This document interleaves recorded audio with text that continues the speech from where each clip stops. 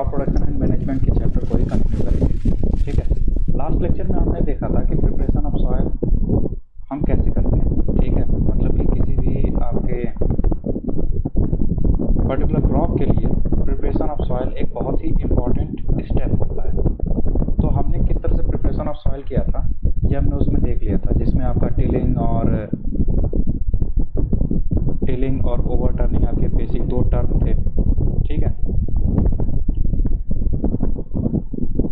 इसके बाद से मुझे रिक्वायरमेंट आई है कि इसमें डिमांड की गई है कि आपका जो डेफिनेशंस हैं वो डेफिनेशंस को आपको इसमें लिख दी जाए। ठीक है, देखो डेफिनेशन जो होती हैं वो आपके पर्टिकुलर अपने लैंग्वेज के ऊपर होती है बेसिकली। ठीक है, मतलब कि अगर जहाँ तक मैं जो पढ़ाता हूँ या फिर जिस तरह से पढ़ाता हूँ उसका बेसिक मोटिव यही होता है कि आप चीज़ों को समझ के अपने हिसाब से डेफिनेशन को डिराइव करो। ठीक है, आप अपने हिसाब से डेफिनेशन को बनाओ।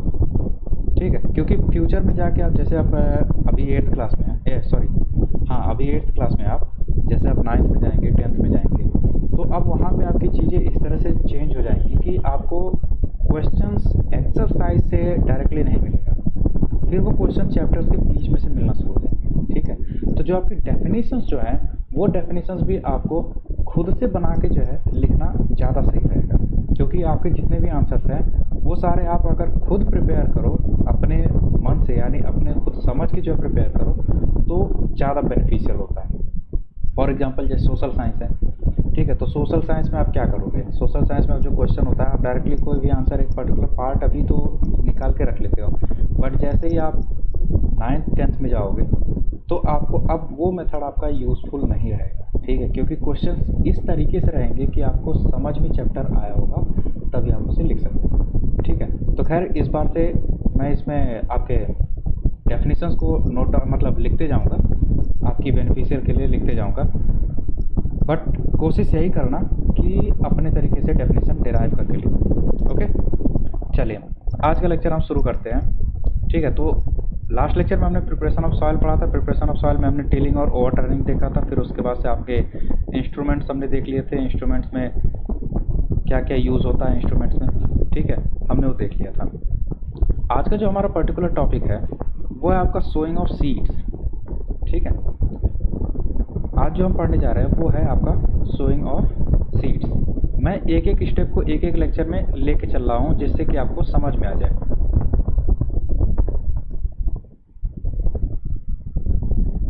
चलो, सोइंग ऑफ सीड्स। अब देखो सोइंग ऑफ सीड्स पहले मतलब समझते हैं सोइंग ऑफ सीड्स का मतलब क्या होता है। ठीक है, जैसे कि आपने फील्ड बना लिया, ठीक है, फील्ड प्रिपेयर कर लिया।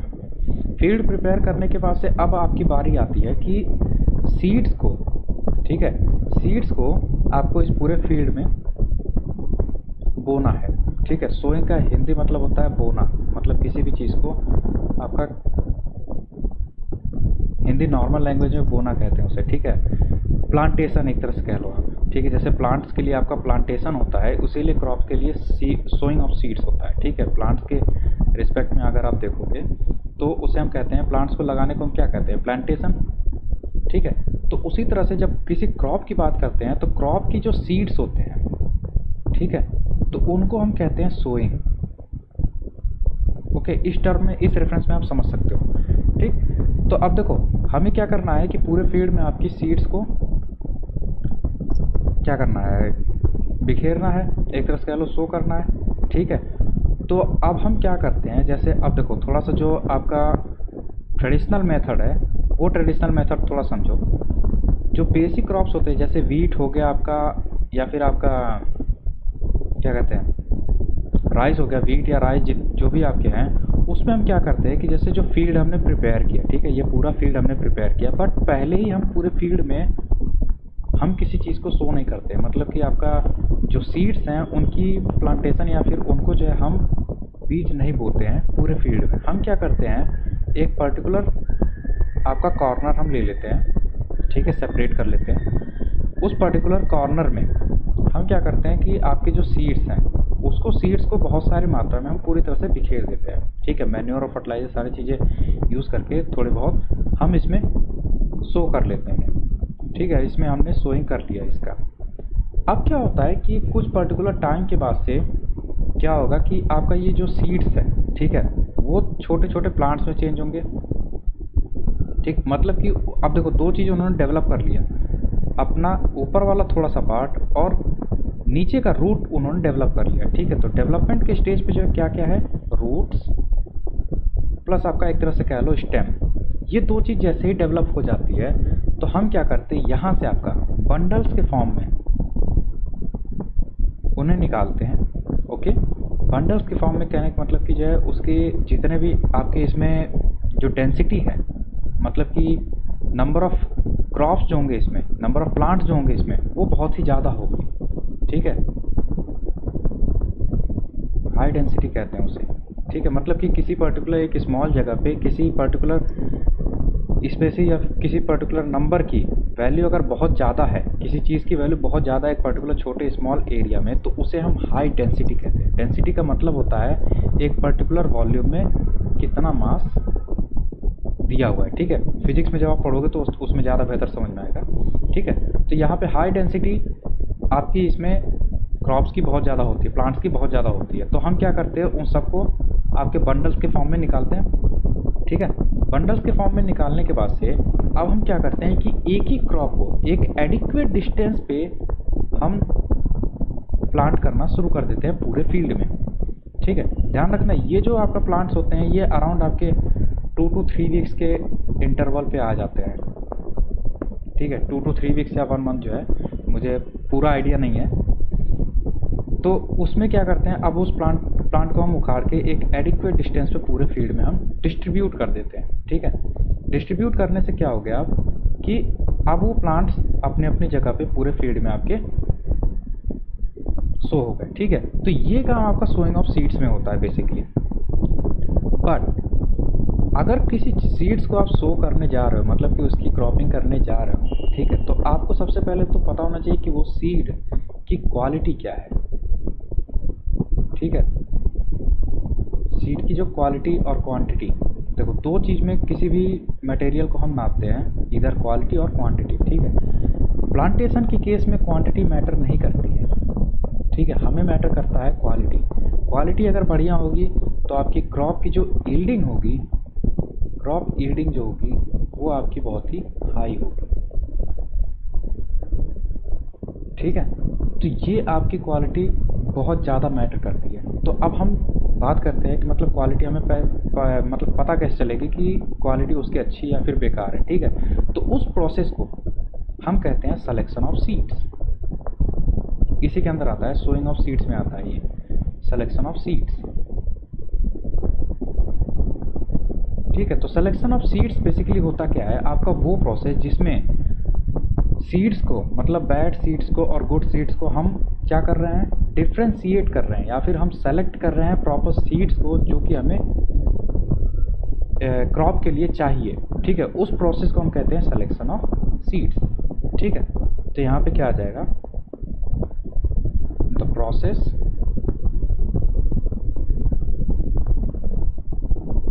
Of differentiating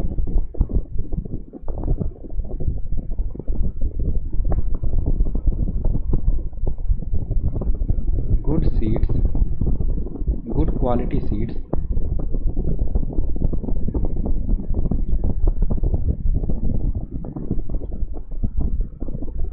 from a heap of seed। heap या फिर पाइल कह लो, पाइल ऑफ सीड्स। ठीक है, हीप या पाइल का मतलब होता है a large amount of collection. ठीक है,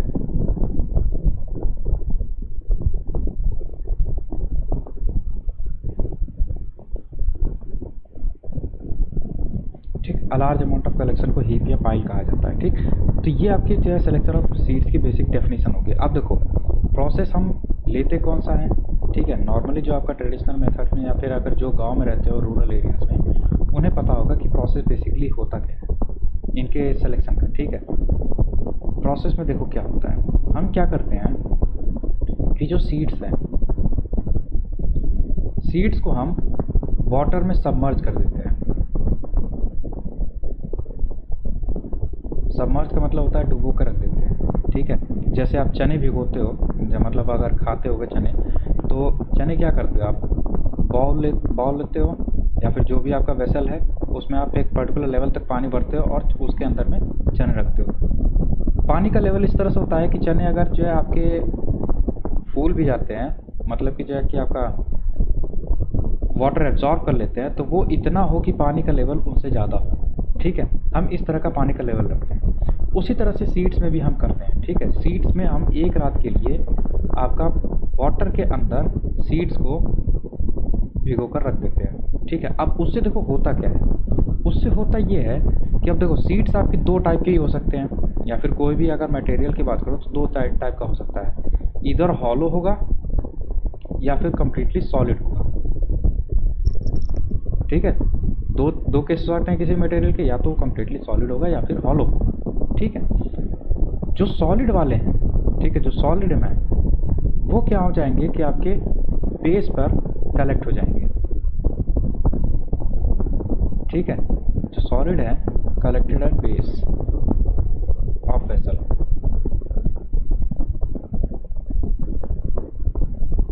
ओके, ये वेसल के बेस पे कलेक्ट हो जाएंगे। लेकिन जो हॉलो वाले हैं जिनके अंदर खोखला है, अब देखो वो क्या होंगे, वो फ्लोट करेंगे। रीजन इसका क्या होता है, रीजन डेंसिटी से रिलेटेड होता है। ठीक है, जो कि फिजिक्स का एक पर्टिकुलर टॉपिक है। डेंसिटी क्या होती है इसमें, फ्लोट वाले की कम होती है वाटर के रिस्पेक्ट में। ठीक है, तो इस कारण से वो क्या करता है, वो सीड फ्लोट करता है। तो जो सीड्स आपके फ्लोट करेंगे और जो सीड्स आपके नीचे बेस पे कलेक्ट है, ठीक है, तो आप बताओ उनमें से कौन से सीड्स आपको यूज़ करने हैं और कौन से सीड आपको फेंक देने हैं। सोच के देखो। हॉलो सीड्स की अगर बात करो, हॉलो सीड्स में क्या है, बीच में गैप है, मतलब उनके अंदर में खोखलापन है। तो इसका मतलब कि एप्रोप्रिएट आपकी प्लांटेशन ग्रोथ नहीं होगी। ठीक है, क्योंकि अगर जो अंदर कुछ नहीं है तो आपका प्लांट फॉर्मेशन होगा कैसे। ठीक है, तो आपके जो हॉलो सीड्स होते हैं वो नॉन यूजेबल होते हैं, जबकि सॉलिड सीड्स आपके गुड क्वालिटी के होते हैं। ठीक है, तो ये आपका सीड सिलेक्शन प्रोसेस होता है। ठीक है, अब जब गुड क्वालिटी सीड्स मिल गए, फिर उसके बाद से आप सोइंग का प्रोसेस कर सकते हो। ठीक है, तो अब देखो सोइंग के प्रोसेस में अगर जो डेफिनेशन आपकी बात आएगी, डेफिनेशन ऑफ सोइंग की।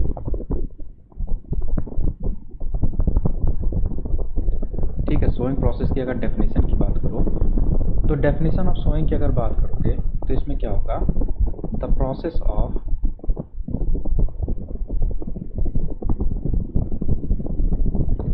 Plantation of seeds, plantation of crops नहीं, plantation of seeds into prepare field, into the prepared field.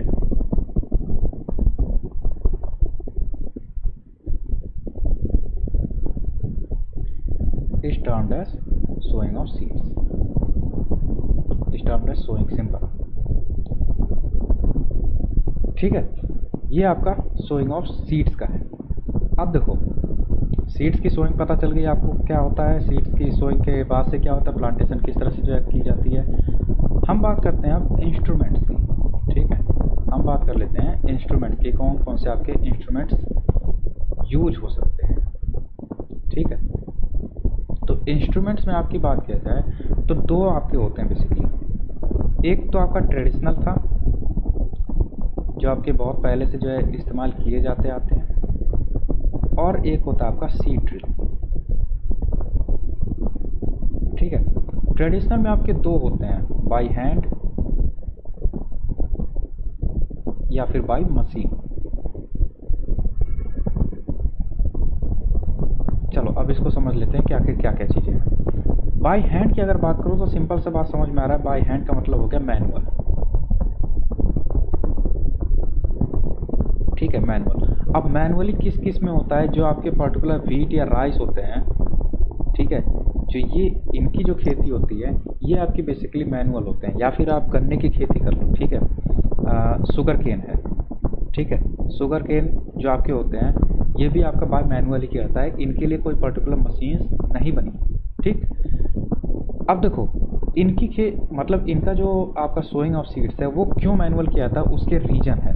उसका रीजन ये है कि जैसे देखो व्हीट और राइस जो होते हैं वो आपके पर्टिकुलर एक छोटे जगह पे जो आपको पहले जो उनको प्लांट किया जाता है, उसके बाद से जब वो ग्रोथ करते हैं थोड़ा सा 1 या 2 वीक्स के बाद, तब उसके बाद से जो है हम उसे पूरे फील्ड में शो करते हैं। ओके, शुगर केन में क्या होता है कि शुगर केन में आप उसकी पर्टिकुलर स्टेम को, मतलब जो अगर शुगर केन अगर आप याद करो तो वो इस तरीके का, मतलब थोड़ा सा स्ट्रक्चर उसका बना होता है। ओके, तो हम क्या करते हैं बेसिकली इतना कट करके मतलब एक नॉट जो होती है उसकी, उसको हम फील्ड में प्लांट कर देते हैं। ठीक है, उसके बाद से यहीं से जो है आपका ग्रोथ कर जाता है।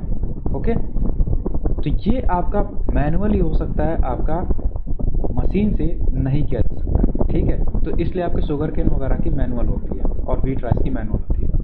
बाय मशीन की अगर बात करो आप, जैसे आपका पीनट्स की बात कर लो, पीनट आपके इस तरह के मतलब प्लांटेशन होती है इसकी कि आपकी ये डायरेक्टली पूरे फील्ड में होती है, कंप्लीट फील्ड में आपकी एक ही बार में इसको प्लांटेशन कर दी जाती है। ऐसा नहीं होता है कि मतलब कि पहले छोटे में किया जाए फिर उसके बाद से प्लांटेशन करके मतलब उखाड़ के फिर जो है बाकी जो है एरिया में जो है रखा जाए, डिस्ट्रीब्यूशन किया जाए, तो ऐसा नहीं होता है।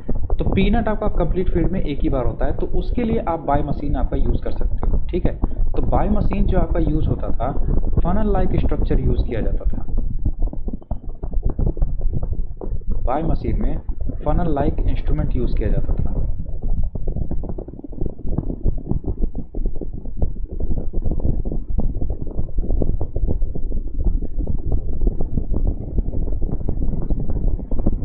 ठीक है, फनल लाइक इंस्ट्रूमेंट्स यूज़ किया था। वो देखो किस तरह से होता था कि जैसे कि आपका एक फनल है, फनल आपने देखा होगा।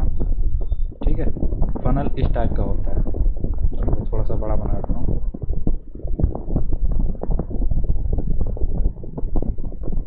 इस टाइप का आपका फनल होता है, ठीक, जिसमें यहाँ से आपको कोई भी चीज़ डाली जाती है तो यहाँ से वो कुछ पर्टिकुलर अमाउंट में निकलता है। फॉर एग्जांपल अगर सीड्स आपका इतना बड़ा बड़ा हो, ठीक है, तो एक पर्टिकुलर टाइम पे एक ही सीड यहाँ से निकलेगा।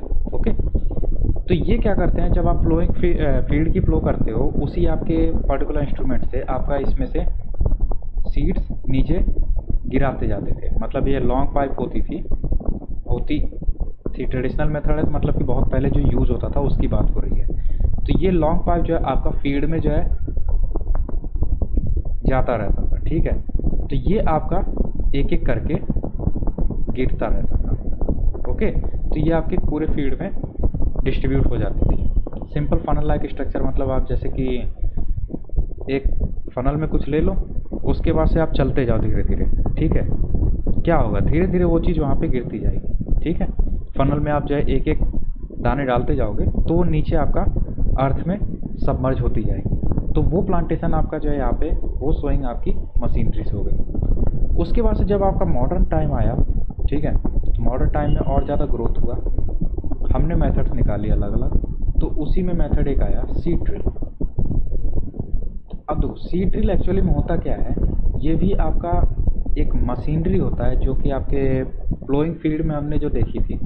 ठीक है, उसी टाइप का एक होता है, बस इसमें डिफरेंस क्या होता है कि जो जैसे फनल का स्ट्रक्चर जो था, ठीक है, वो चीज़ इसमें ऐड हो जाती है।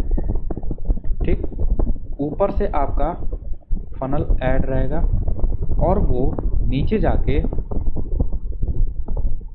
आपके कई सारे जो पार्ट्स निकले होंगे।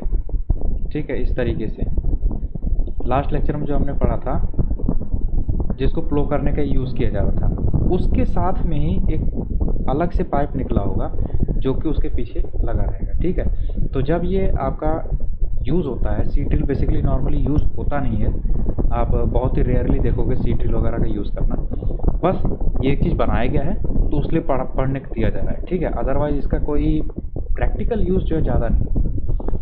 तो अब देखो सीड ड्रिल में क्या हो जाता है कि आपने जो है इसमें चीज़ें डाल दिया, अब एक पर्टिकुलर अमाउंट ऑफ टाइम पे जब इस पर एक पर्टिकुलर फोर्स लगेगा तो यहाँ पे एक वॉल्व टाइप का होता है, वॉल्व ओपन होगा, सीड्स अंदर गिर जाएगा। फिर उसके बाद से जब ये प्रेशर कम हुआ, यहाँ पे हट गया, फिर उसके बाद से एक एडिक्वेट डिस्टेंस पे आपकी सोई मतलब जो है दूसरा सीड्स गिराया गया, वो ज़मीन में धंसा, फिर आगे बढ़ गया। तो इस तरह से आपका सक्सेसिवली आगे ये जाता रहता है। ठीक है, तो ये सीड ड्रिल होता है। एनसीईआरटी में इसका फिगर है, आप जो है देख लेना आराम से।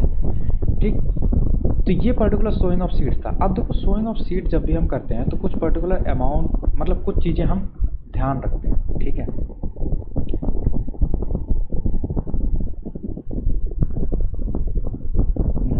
बेसिक जो चीज़ें हम बेसिक रिक्वायरमेंट्स एक तरह से कह लो,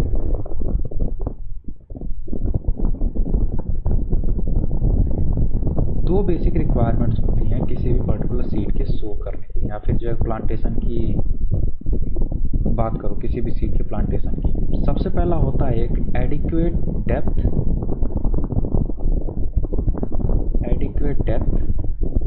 और दूसरा होता है एडिक्वेट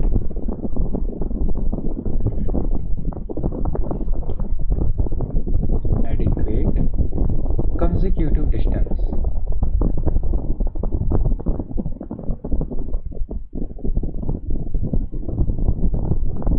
ठीक है, एडिक्वेट डेप्थ और एडिक्वेट कंसेक्यूटिव डिस्टेंस। अब देखो एडिक्वेट डेप्थ और एडिक्वेट कंसेक्यूटिव डिस्टेंस दोनों इंपॉर्टेंट क्यों हैं वो समझ लो, क्योंकि ये इंपॉर्टेंट है, ये चीज़ आपकी इंपॉर्टेंट है। क्वेश्चन डायरेक्टली यहाँ से पूछ लिया जाता है कि किसी भी पर्टिकुलर सीड की सोइंग करने में हमें एडिक्वेट डिस्टेंस पे क्यों रखना चाहिए। ओके, अब देखो पहले बात करते हैं एडिक्वेट डेप्थ की। जैसे हमने जो है जब हम प्रिपरेशन कर रहे थे सॉइल की, तो हमने क्या कहा था कि एक पर्टिकुलर अमाउंट जो होगा आपका फील्ड का, जो एक पर्टिकुलर अमाउंट ऑफ सॉइल होगा, डेप्थ की होगी, वो आपकी क्या हो जाएगी, नॉन न्यूट्रिशियस हो जाएगी, नॉन न्यूट्रिशियस या फिर लेस न्यूट्रिशियस हो जाएगी। ये बात हुई थी, ठीक है। तो अब हम क्या कर रहे हैं कि एक पर्टिकुलर डेप्थ पे ही हम जो है आपका सीड्स की प्लांटेशन कर रहे हैं। ओके, जैसे सीड्स हमने यहाँ प्लांट किया, ठीक है, इतने नीचे हम प्लांट कर रहे हैं। तो इसका रीज़न एक्चुअल में क्या है, ठीक है। रीज़न बेसिकली आपका ये क्या है कि एक तो जब स्टेम आपका इतना ऊपर रहेगा, ठीक है, तो सॉइल की वजह से एक स्ट्रॉन्ग होल्ड रहेगा उस पर। ओके, अगर बाय चांस कभी जो है फ्लड आ जाता है या फिर जो है हवा तेज चल जाती है, तो ज़रा सोचो अगर ये सीड सरफेस के हल्का सा नीचे रहे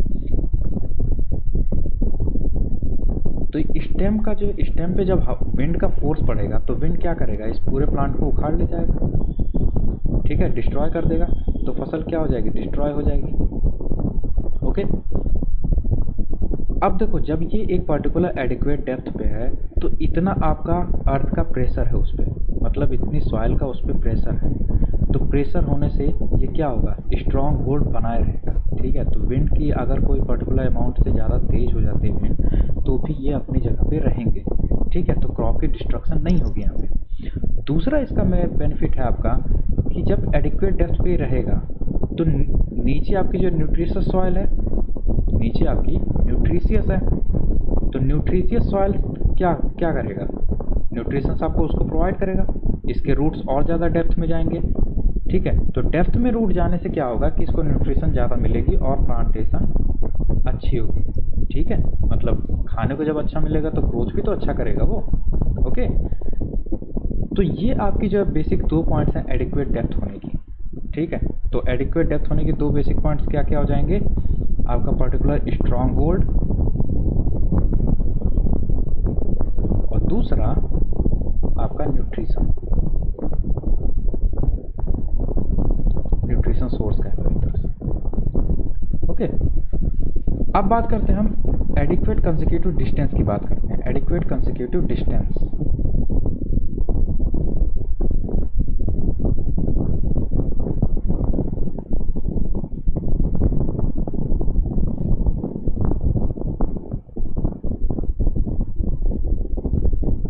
एडिक्वेट कंसेक्यूटिव डिस्टेंस में आपका क्या है कि जैसे हम एक आपके प्लांटेशन हमने यहाँ की, ठीक है, सपोज कर लो यहाँ कर लिया, तो दूसरी आपकी इससे पर्टिकुलर कुछ एक डिस्टेंस मेंटेन करके, कांस्टेंट डिस्टेंस मेंटेन करके ही हम प्लांट करेंगे, उसे कहते हैं एडिक्वेट कंसेक्यूटिव डिस्टेंस। एडिक्वेट का मतलब रिक्वायर्ड, कंसेक्यूटिव का मतलब कि एक के बाद एक वाला, मतलब अगल बगल वाला, इसके बाद से जो अगला होगा वो भी इतने ही पर्टिकुलर डिस्टेंस पे आपका सोइंग की जाएगी उसकी सीड्स की। ओके, तो अब ये क्वेश्चन आता है कि आखिर क्यों, why it is required to provide adequate consecutive distance between two plants. ठीक है, तो उसका रीज़न ये होता है कि अब जैसे देखो, जो रूट्स आपके यहाँ से निकलेंगे, ठीक है, रूट्स यहाँ से निकलेंगे तो वो हॉरिजॉन्टल में भी जाएंगे, वर्टिकल में भी जाएंगे, नो डाउट। अगर ये बहुत ज़्यादा पास में होते हैं, ठीक है, सपोज कर लो अगर ये यहाँ पे होते हैं तो इसके रूट्स भी इधर ही आ रहे हैं, ओके, इसके रूट्स भी आ रहे हैं। तो यहाँ पे जो इतना पर्टिकुलर एरिया है, ये वाला जो एरिया है आपका, ठीक है, ध्यान से देखना, ये वाला जो एरिया है, इस एरिया में जो न्यूट्रिशन था इस एरिया में, उसमें क्या हो गया, कंपटीशन बढ़ गया। कंपटीशन के बढ़ने से क्या हो जाएगा कि अब दोनों को प्रॉपर अमाउंट ऑफ जो न्यूट्रिशन है वो चीज़ नहीं मिलेगी। ठीक है, जब प्रॉपर अमाउंट ऑफ न्यूट्रिशन नहीं मिलेगी तो ग्रोथ अच्छी नहीं होगी। ठीक, इसी कारण से हम एडिक्वेट डिस्टेंस पे प्लांटेशन करते हैं। ओके, तो एडिक्वेट डिस्टेंसिंग जो होती है आपके अलग अलग प्लांट्स के लिए अलग अलग होती है। ठीक है, डिफरेंट फ्रॉम डिफरेंट प्लांट्स।